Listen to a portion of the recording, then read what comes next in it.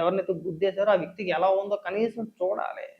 కనీసం హాస్పిటల్‌కి తీసుకెళ్ళి చికిత్స చేపిస్తే బ్రతుకుతాడో లేదో, బ్రతకొచ్చు, బ్రతకకపోవచ్చు తర్వాత సంగతి. మన బాధ్యతగా మనం హాస్పిటల్‌కన్నా తీసుకెళ్ళాలి. కానీ అలా చేయలా. గుద్దేసి పారిపోయారు. ఆ వ్యక్తి చనిపోయాడు. చనిపోయిన తర్వాత సిదిరి అప్పలరాజు ఎంటర్ అయ్యి తన కొడుకు ప్లేస్‌లో మరొకరిని పెట్టే ప్రయత్నం చేశారు. ఆ కేసులో మరొకరిని ఇరికించే ప్రయత్నం చేశారు. అంటే తన కొడుకుని కాపాడుకోవడానికి. అన్నిటికంటే ముందు ఏం చేశారు?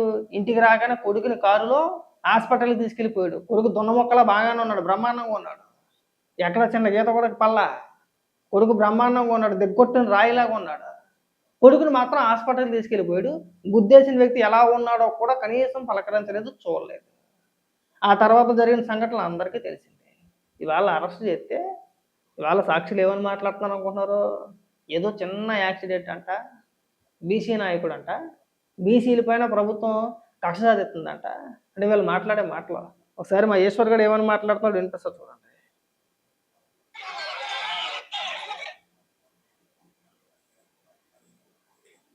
సేదిరి అప్పలరాజు గారు క్లియర్ గా చెప్తున్నారు. ఇది ఒక యాక్సిడెంట్ కేసు, అందులో కూడా తనను ఇరికించారనేది ఆయన చెప్తున్నమాట. సతీష్, ఒక విషయం గుర్తు చేసుకోవాలి. ఒక బీసీ నాయకుడని మాట్లాడుకున్నాం, ఒక డాక్టర్ అని మాట్లాడుకున్నాం, ఒక ప్రొఫెసర్ అని మాట్లాడుకున్నాం, ఒక రాజకీయ నాయకుడిగా ఎదిగిన తీరు గురించి మాట్లాడుకున్నాం, అలాగే ఆయన మంత్రిగా చేసినటువంటి సేవల గురించి మాట్లాడుకున్నాం. నాకు ఒక విషయం గుర్తుకొస్తోంది. కాశీబుగ్గ అనుకుంటాను, అది వెంకటేశ్వర స్వామి టెంపుల్లో ప్రమాదం జరిగినప్పుడు ఈ ప్రభుత్వ యంత్రాంగం కంటే, డాక్టర్ల కంటే, అక్కడ అంబులెన్స్ కంటే ముందుగా అక్కడికి చేరుకుని ఎంతో మందికి సేవ చేసి ఊపిరి పోశారు. ఎంతో మందికి ఏవి సేవలు చేసి ఊపిరేం పోసేలా అక్కడికి వెళ్ళి ఆ జరిగిన తొక్కిసలాట ఏదైతే ఉందో దాన్ని కూడా రాజకీయ రంగు పులివేసే ప్రయత్నాలు చేశారు. ప్రభుత్వం పైన విమర్శలు చేసే ప్రయత్నం చేశారు. ఎంతో మందిని కాపాడేశాడు. ఇలాంటి అప్పాబయ కౌరులు వద్దండి, ఎవరిని ఏమి కాపాడేలేదు. అక్కడికి వెళ్ళి అందరితో పాటు వెళ్ళారు. అక్కడికి వెళ్ళి ఏదో విమర్శలు చేయాలని చెప్పేసి ప్రభుత్వం పైన విమర్శలు చేశారు. ఎవరు చూడలేదు అవన్నీ కూడా, అందరం చూసినవే. ఇక్కడికి వచ్చి మళ్ళీ ఇక్కడ తెచ్చాకోర్లు. అంతమందిని కాపాడేసిన వ్యక్తి, ఎంతో మందికి సేవ చేసిన వ్యక్తి కొడుకు ఒక వ్యక్తిని గుద్దేసి ఇంటికి వస్తే కనీసం గుద్దేసిన వ్యక్తి ఎలా ఉన్నాడో ఏంటో, నువ్వు ఎలా వచ్చేసావురా? గుద్దేసిన వ్యక్తిని కనీసం హాస్పిటల్ కన్నా తీసుకెళ్ళాలి కదా. నువ్వు అక్కడే ఉండి ఫోన్ చేసి ఉంటే మేమంతా వద్దుం కదా. ఏదో జరిగింది తప్పు. చట్ట ప్రకారం నేను ఏం చేయాలో చేస్తారు పోలీసులు. ఆ తర్వాత మేము ఎలా బయటికి తీసుకురావాలి, నా ప్రయత్నం నేను చేస్తానని చెప్పేసి అనడం మానేసి కొడుకు ప్లేస్లో ఇంకొకరిని ఇరికించే ప్రయత్నం ఎందుకు చేశాడండి? మరి దానికి సమాధానం చెప్పాలి కదా. నిజంగా అంత మంచి స్వభావం కలిగి ఉంటే ఏం చేయాలి? జరిగింది ఏదో జరిగిందిరా, చట్ట ప్రకారం పోదాం, చట్టం ఎలా చెప్తే అలాగా నిన్ను తీసుకెళ్లి పోలీసుల ముందు అప్పచెప్తాను. వాళ్ళు పెట్టే సెక్షన్లు వాళ్ళు పెడతారు, ఆ కేసులు ఏదో నమోదవుతాయి. ఆ తర్వాత కోర్టులో చూసుకుందాము.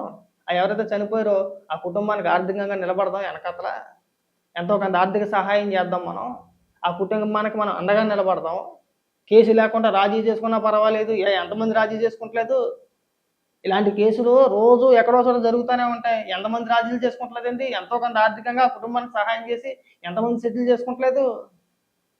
మరి అలాగేమైనా కుటుంబానికి ఇచ్చే ప్రయత్నం చేసిరా? ₹1,00,000 ఇచ్చేస్తానట ఏకంగా. ఎంత? ఏకంగా ₹1,00,000. ₹1,00,000 ఇచ్చేస్తాం మీకు, మీరు మా ఇంట్లో పనుకోనండి, మీరు మా ఇంటికి పనికి రండి, మా ఇంట్లో మీరు పని మనిషిగా జాయిన్ అవ్వండి అని చెప్పేసి అడిగాడు. మాజీ మంత్రి, మాజీ శాసనసభ్యుడు, మాజీ మంత్రి ₹1,00,000 ఇచ్చేస్తానన్నాడు ఏకంగా కుటుంబానికి. నలుగురు అనాథలు అయిపోయారు. ఆ దానయ్య కుటుంబ సభ్యులు నలుగురు అనాథలు అయిపోయారు. చిన్న పిల్లలు, కనీసం తినడానికి తిండి లేదు. ఆ పిల్లోడికి ఒంట్లో బాగోపోతే ఎవరో బిస్కెట్ ప్యాకెట్ ఇస్తే ఆ బిస్కెట్ ప్యాకెట్ని మంచినీళ్ళలో ముంచి తినిపిస్తుంది ఆ తల్లి. అంత దీన పరిస్థితుల్లో ఉంటే ఏకంగా ₹1,00,000 ఇచ్చేస్తాను, మా ఇంట్లో పనికొచ్చాను అన్నారు. ఏమైంది మరి? మీరు చెప్పే మాటలకి, ఇక్కడ జరిగిన సంఘటనలకి, ఇక్కడ వీళ్ళు చేసిన పనులకి ఏమన్నా పొంతనుందా? ఇక్కడ మనం మాత్రం ఎలివేషన్లు. ఇక్కడ ఇంకా మాట్లాడు. వైద్య సేవలతో ఆయన నిలిపి వారి ప్రాణాలను కాపాడిన సందర్భాన్ని చూసాం. అటువంటి వ్యక్తిని వాళ్ళ కుమారుడు చేసినటువంటి ఒక చిన్న యాక్సిడెంట్ పెద్ద యాక్సిడెంట్, ఒక ప్రమాదం అయితే జరిగిపోయింది. తప్పే, దాన్ని ఎవరు కాదనరు. కానీ ఒక యాక్సిడెంట్ జరిగితే తండ్రిని కూడా ఇరికించడం ఏంటి? ఎందుకు ఇరికించారంటే చెప్తా. నాకు అది హిట్ అండ్ రన్‌లోకి వచ్చింది. ఒకవేళ నిజంగా ప్రమాదం జరిగితే మనం ఉద్దేశం పారిపోకూడదు. పారిపోతే నేరం అవుద్ది. హిట్ అండ్ రన్ కేసులు నమోదు చేస్తారు. అది కాకుండా ఒక మాజీ శాసనసభ్యుడు, మాజీ మంత్రి, రాజకీయ నాయకుడు కొడుకుని కాపాడుకోవాలనే ప్రయత్నంలో సాక్షుల్ని అంటే సాక్ష్యాధారాలు మాయం చేసే ప్రయత్నం చేస్తూ కొడుకుని తప్పించాలి పక్కకి. ఆ కేసులో వేరొకరిని ఇరికించాలనే ప్రయత్నం అన్నమాట. అంటే తన కొడుకు ప్లేస్‌లో వేరొక వ్యక్తిని పోలీసుల ముందు లొంగిపోటు అయ్యేలా చేశారు. అంటే లొంగిపోని వెళ్లి అక్కడికెళ్ళి తర్వాత మీ సంగతి తర్వాత చూసుకుంటాము. మా అబ్బాయి భవిష్యత్తు మాత్రం నాశనం అయిపోకూడదు అనే కన్నింగ్ ఏశారు. పోనీ అప్పుడు కూడా ప్రభుత్వం పెద్ద సీరియస్‌గా తీసుకోలా. ఇంత జరిగినా ప్రభుత్వం ఈ పైన సీరియస్‌గా చర్యలు తీసుకోలా. కానీ దాన్ని వీళ్ళు అలుసుగా తీసుకొని ప్రభుత్వం మన మన వరకు రాలేదులే, మన పైన కేసులు నమోదు చేయలేదులే, మనల్ని అరెస్ట్ చేయదులే ఇంకా అని చెప్పేసి అలుసుగా తీసుకొని నిన్న వైఎస్ఆర్‌సీపీ పార్టీ నాయకులంతా ఎళ్లి సిదిరి అప్పలరాజుని పరామర్శించి ఎంత విచిత్రమో చూడండి. ఆ సంఘటనలో చనిపోయిన వ్యక్తి యొక్క కుటుంబ సభ్యుల్ని పరామర్శించాల్సింది పోయి, ప్రమాదానికి కారణమైన సిదిరి అప్పలరాజు కుటుంబాన్ని పరామర్శించి, సిదిరి అప్పలరాజుని పరామర్శించి, ఆ ధర్మాన ప్రసాద్ ప్రభుత్వానికి వార్నింగ్ ఇచ్చాడు. మీరు బీసీ నాయకుల మీద కేసులు పెడతారా? మీ సంగతి తేలుస్తాం డామ్ డూమ్ డకారం అని చెప్పేసి వదిలేస్తారా? నేను నిన్నే చెప్పా. ఈ విషయం పైన ప్రభుత్వం సీరియస్ యాక్షన్ తీసుకోవాలండి. మీరు ఎలాగే రెచ్చిపోతే వీళ్ళు అదునుగా తీసుకొని చివరికి ప్రభుత్వాన్నే విమర్శిస్తున్నారు వీళ్ళు. తప్పు చేసింది కాకుండా మళ్ళీ ప్రభుత్వం పైన విమర్శలు వదులుతారా? ఏం చేయాలి? అంటే ఏమీ కాదులే, ఘటన జరిగి చాలా రోజులు అవుతుంది. ప్రభుత్వం మన దాకా రాలేదులే. ఇప్పుడు మనం రివర్స్ గేమ్ వేయొచ్చు ఇంకా. ప్రభుత్వం మీద ఎట్టోకట్ట బురద చల్లేయొచ్చు ఇంకా. దీన్ని కూడా శవరాజకీయాలు చేసేద్దాం అని చెప్పేసి ప్లాన్ వేసారా? వదిలేస్తారా అలాగా? సిగ్గు శరం ఉండాలి మాట్లాడడానికి కొంచెమైనా గానీ. ఎస్ కాల్ డ్రాప్ అయింది. హ్మ్. ఎస్ సిచ్యువేషన్ మనం చూస్తున్నాము.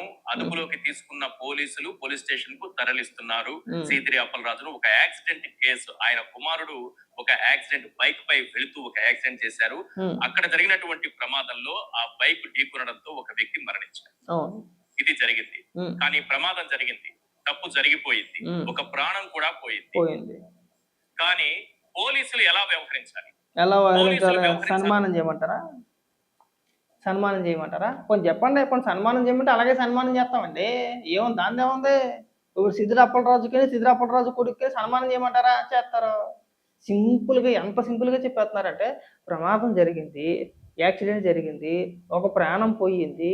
పోయినంత మాత్రాన పోలీసులు ఎలా వ్యవహరించాలో మీరే చెప్పేస్తారా? అవన్నీ మీరు రాసిచ్చే పోయారా మరి పోనీ మీకు? మాకు రాసిచ్చేయండి. ఇగో పోలీసులు ఇలా వ్యవహరించాలి.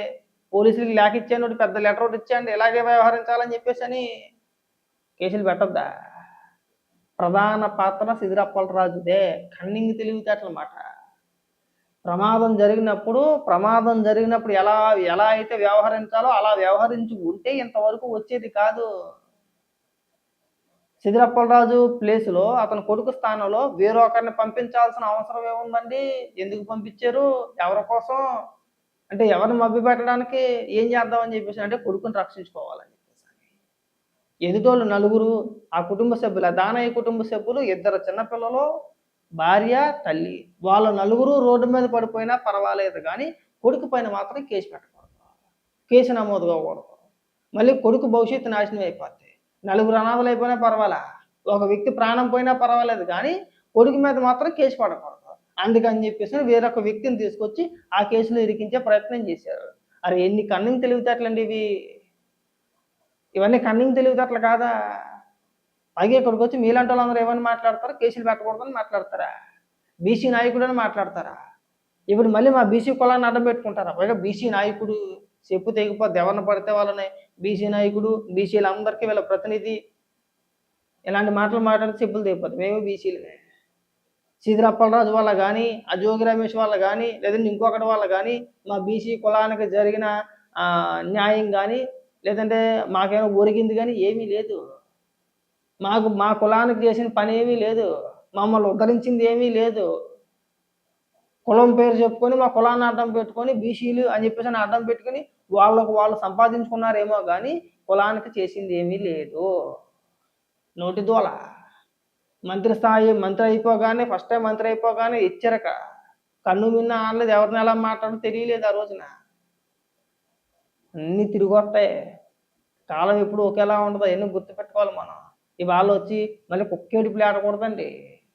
అలాగండి అలాగని చెప్పేసి నిజంగా అంత చిత్తశుద్ధి ఉంటే ఇంతవరకు తెచ్చుకోకూడదు అనే ఆలోచన అతనికి ఉంటే ప్రమాదం జరిగిన రోజున సిదిరి అప్పలరాజు కొడుకుని సిదిరి అప్పలరాజే తీసుకెళ్ళి పోలీస్ స్టేషన్లో కూర్చోబెట్టి, ఇదిగో నా కొడుకు ఒకరిని గుద్ది చంపేశాడు, ఇతని పైన చట్టపరమైన చర్యలు తీసుకోండి. కన్న తండ్రిగా నా కొడుకుని ఎలా బయటికి తీసుకురావాలో నేను అలా తెచ్చుకుంటాను. న్యాయ పోరాటం చేస్తాను. నేను కోర్టుల్లో చూసుకుంటాను. బెయిల్ ఇస్తే ఓకే, లేకపోతే లేదు. ఆ శిక్ష ఏదో అనుభవిస్తాడని చెప్పేసి వదిలేసి రావాలి. అలా కాకుండా తప్పించే ప్రయత్నాలు చేసి వాళ్ళకి ₹1,00,000 ఇస్తాం, మీరు మా ఇంట్లో పని మనిషి కింద రండి అని చెప్పేసి ఆఫర్లు ఇచ్చి 4 రోజులు పోయిన తర్వాత, వారం రోజులు పోయిన తర్వాత ప్రభుత్వం ఎలాంటి చర్యలు తీసుకోలేదులే అని చెప్పేసి దాన్ని అలుసుగా తీసుకొని కొంతమంది నాయకులు పిలిపించుకొని తిరిగి ప్రభుత్వం పైన ఎదురు